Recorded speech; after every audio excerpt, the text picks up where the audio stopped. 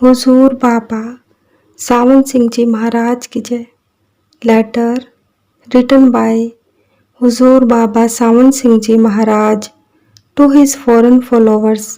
42 letter 26th November 1931.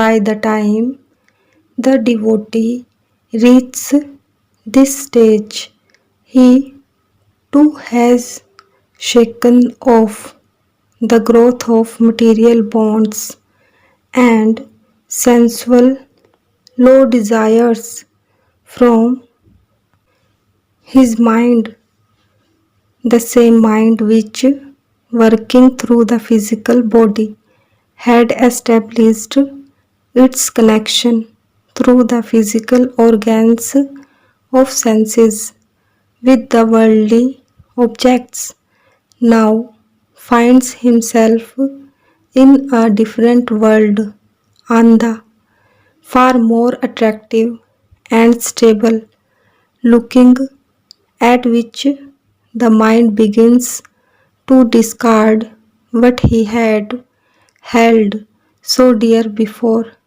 when it grasps the inner form of the master and finds him the master of the inner realms and sees face to face what he does for the disciple.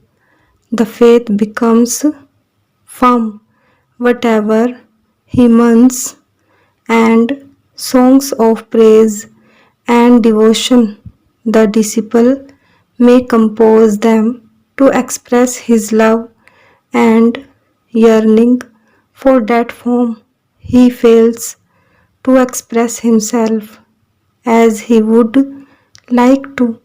There is nothing in this world with which that form could be compared or likened, like the bride returning from her husband when questioned by her sister companions as to the pleasure of meeting the beloved.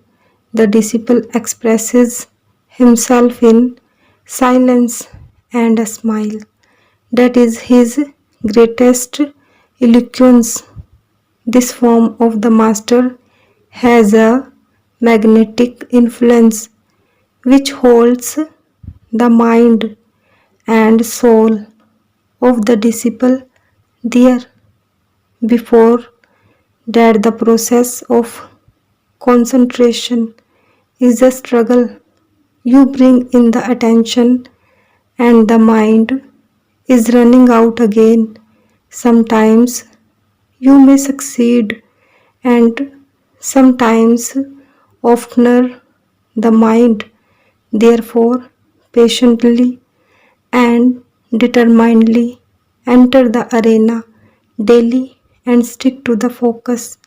The scattered attention as it collects in the focus and the mind narrows down its sphere of run and calms down. The attention begins to be withdrawn from the extremities of the body. As the practice advances, one gets unconscious of the extremities, feet, calves, things, and upwards. On discontinuing the practice, one feels the attention slowly returning to the extremities. It is a slow process. The whole attention is to be taken within the focus eye center. When the attention is in the focus, we are unconscious of the body, but we are conscious of the focus. And what is there in the focus? When the struggle has been carried on for some time and you feel the change from repetition necessary, then sit in the position for hearing the sound current and still stick to the focus and not go after the sound. So catch it from the ear, because we have the habit to hear through the ear, but the sound we are after does not come from the ear, nor is our ear the organ to hear it. It comes from above the focus. The attention hears it. There are 10 different sounds here. We are to catch the shallow sound.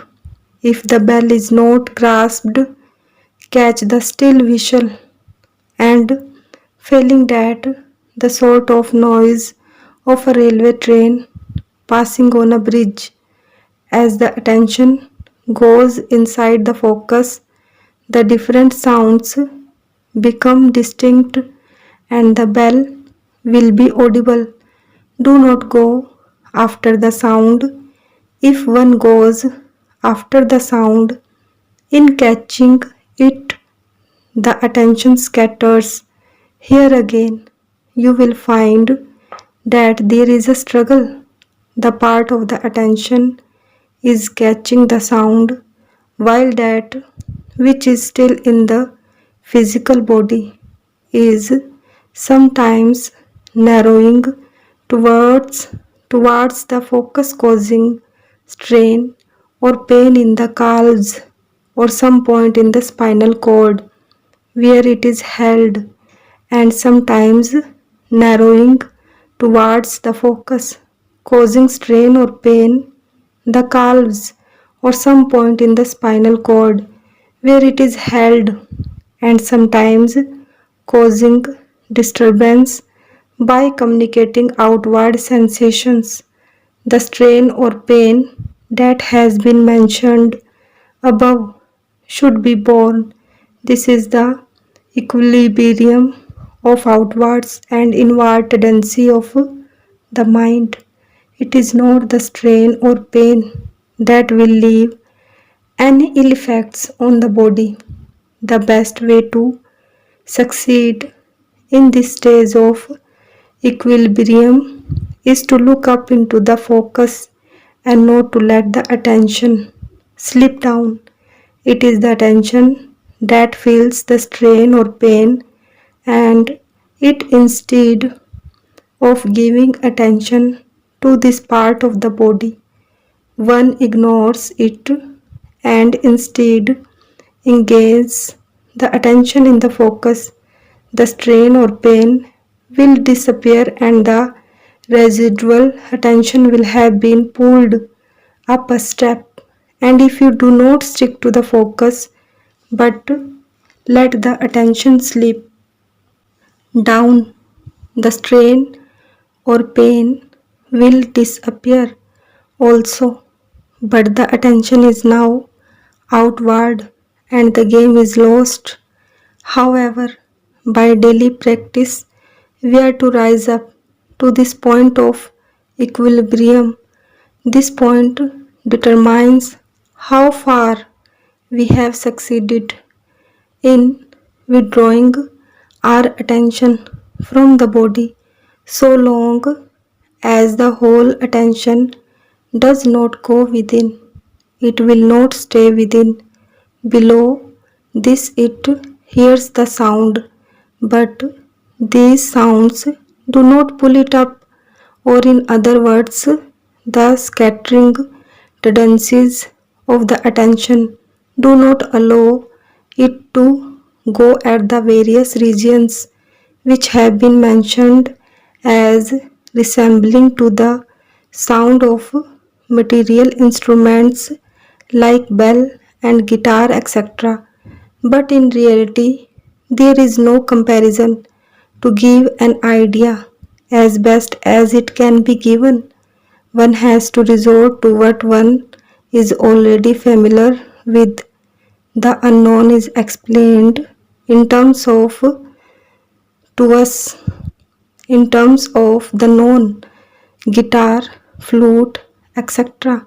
are the nearest approaches known to us here in the world to give some idea of the sound current at the different regions within.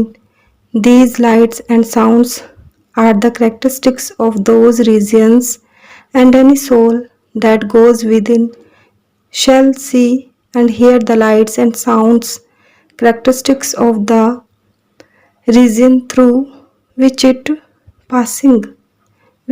is passing. The current is continuous from such khand downwards, which produces different sounds in different regions, just as if you strike your stick against a wall, wood, stone, or metal, it produces different kinds of sound. The current is within us always.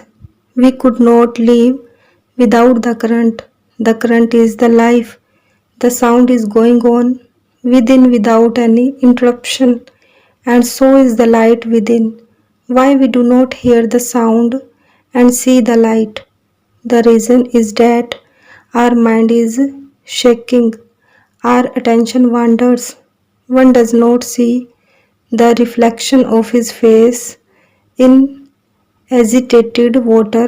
The moment the water becomes still, the face becomes visible.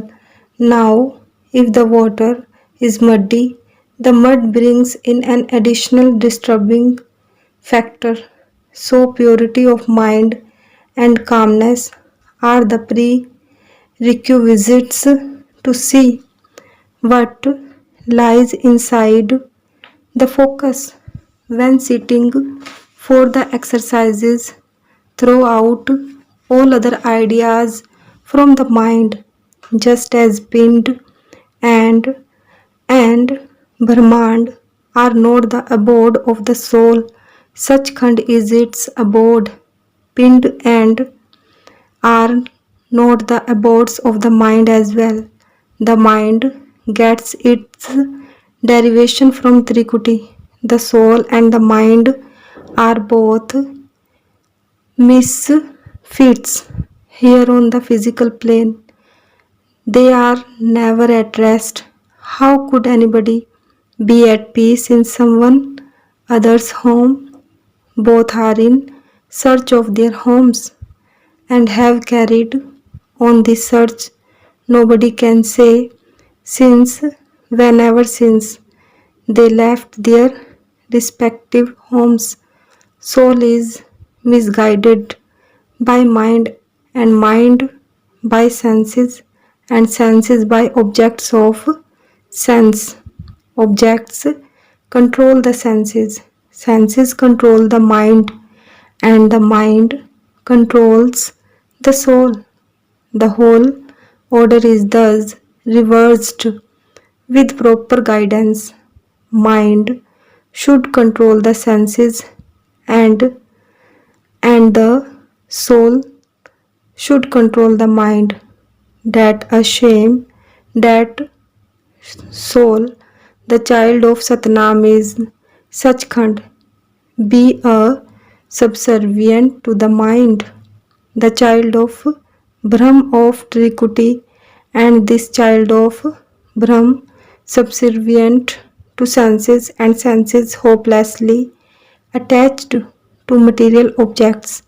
Let us know, let us now reverse the order with Master's help and guidance. Let us commence the journey backwards. Make the mind and soul or attention occupy the focus at the back of the eyes, and leave the senses helpless behind, and dissolve the individual mind in the universal mind in Trikuti, and take the soul freed from the mind and matter to region of peace and bliss, its original home. You may read my letter to Brooks, wherein I discussed the calm and Naam that should give you the basics to understand the sex question in all its phases. If there be any part of this question which you wish me to discuss more fully, I shall be glad to do so. How far may I use my own judgment in telling inquiries about the RS philosophy, about you, about my connection with you, and the work generally? One real seeker for truth is better than hundreds of those who inquire from sheer curiosity or are mere theorists and intellectual gymnasts. You need not waste your time with the later class of this type. The less said, the better. With the real inquirer, you may discuss the subject as best as you can without bringing your personality in and without revealing that you got from Dr. Brock at the time of initiation. If there be any point arising out of your discussion of the subject which you think is not very clear to you, you may please refer it to me. Your comprehension of the subject will increase as your practical knowledge increases. There is no need to found a new sect, for there are plenty of them already. Nor this work is to be judged by the large number of initiates who do not attempt to go within.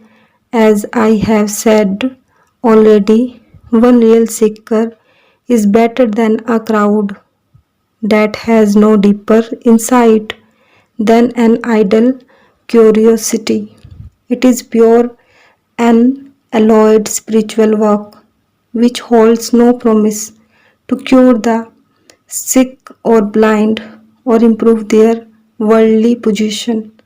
People are to follow their normal avocations in life, earn their livelihood as honorably and as best they can, and utilize the means that are within their reach to keep themselves fit. Santmat aim at pure spiritual uplift. Sant's mission: if there are masters in India and they knew the highest truth, why do they not do more to elevate the poor and ignorant masses of their own country? Saints are the treasures of the wealth of Naam. Their mission is to take souls from this plane and see them in Sachkhand, to remove economic poverty and so-called intellectual ignorance is the business of the worldly kings and rulers, or monarchies, or democracies. The spiritual uplift is not dependent upon economics and even intellectual development, nor the spiritual development a national affair. It is the affair of the individual. He entered the world alone and goes out alone. The current is present in everyone. One, irrespective of this economics and intellectual development, and everyone is free to rise up within himself. The department of saints is entirely different. The question of rich or poor does not arise, nor is there a question of ignorant or intellectually developed. The commodity of the saints is calm or current. It sells rather dear. The price they demand is body, mind, and poverty. Few are prepared to buy the food of the cents at this price. Perhaps his requires a little explanation. An individual is a combination of soul, mind, body, and property. So long mind, body, and property have not been sacrificed. The soul is not free. So long as soul is not free, it does not enter the pure spiritual zone. When an individual discards attachment of property, his attention has no difficulty to leave the objects of sense and come back to the center of senses in the body. When the individual discards the attachments of the body, his attention is at the eye focus. When he has dissolved the individual mind in Trikuti, in the universal mind, he has discarded the attachment of mind. He is soul now, free from mind and matter in all their phases. The soul now is fit to enter the pure spiritual zone. Saints do not want the property, body, or the mind of the disciple, but ask him to give up their attachments, to use his property like an agent and not as a primary, so that if there is a loss, it is the primary that suffers and not the agent, to use his body as if it is taken on loan. A thing taken on loan is not misused. To use his mind with care and not let it wander about. Saints do not allow to take a pie, smallest coin of the disciple. The above is a means to free the disciple from his attachment. I hope you will get at my meaning. Saints know all about the past, present, and future. When you go within, you will also begin to know. The knowledge is within. The current is knowledge, for everything is sprung from it. The more you rise on it, the better informed you will be. That will be your first hand knowledge. But this knowledge is not to be used in the shaping of worldly affairs, whether personal or of others. This knowledge is to be used for advancement within. If one begins to use the acquired power, the mind naturally turns outward and gets scattered, and not only does further pro- progress stop, but there is an actual setback. This is natural. Saints have no will of their own. They live in Him. They are His servants, no equals or co sharers.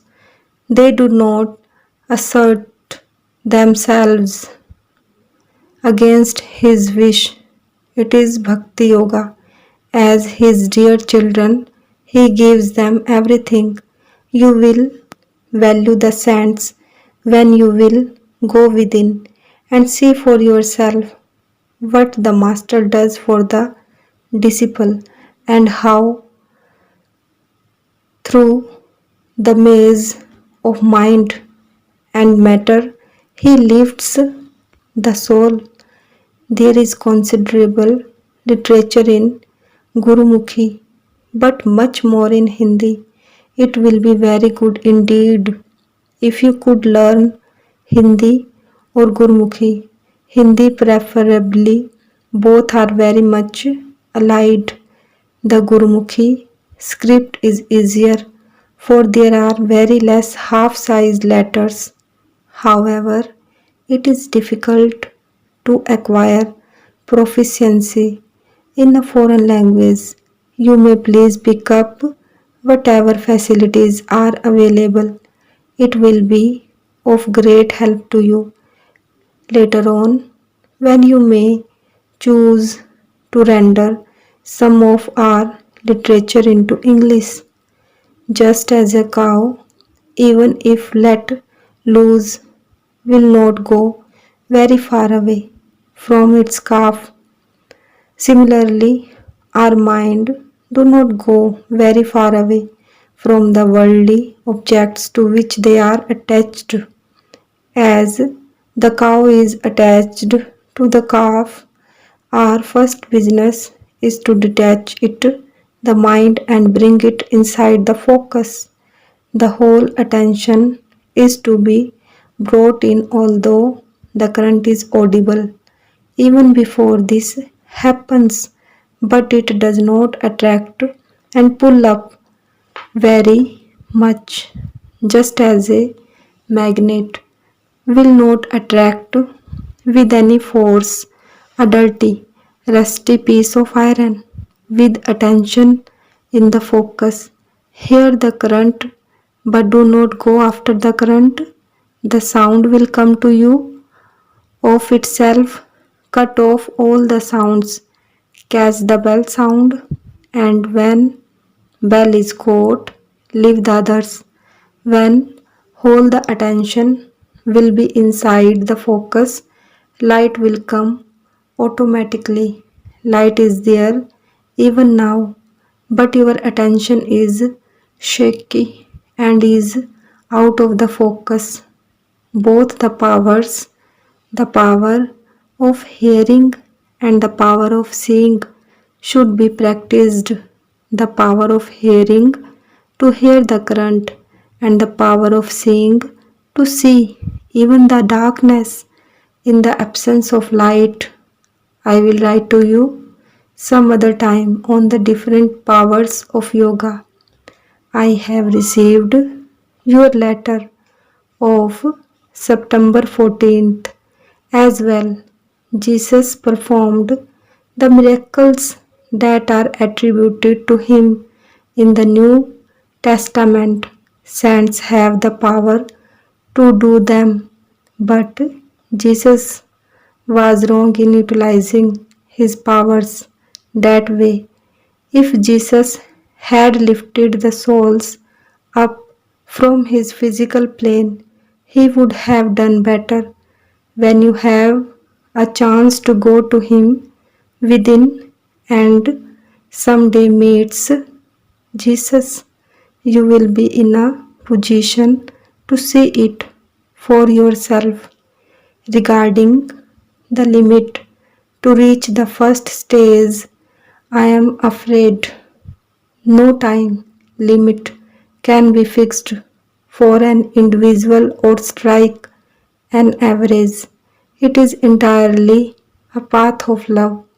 I have known cases where at that very time of initiation people have conversed with the master within, and there are cases as well where even after 30 years the attention is still wandering out. Do not go after the human form. Please look at the past record of the individual. This much is certain, that after initiation there is no going down the scale of evolution below the manhood. सतगुरु महाराज की जय। सतगुरु तेरा ही आसरा, सच्चे पातशाह तेरा शुक्र है। जय गुरुदेव, जय गुरुदेव।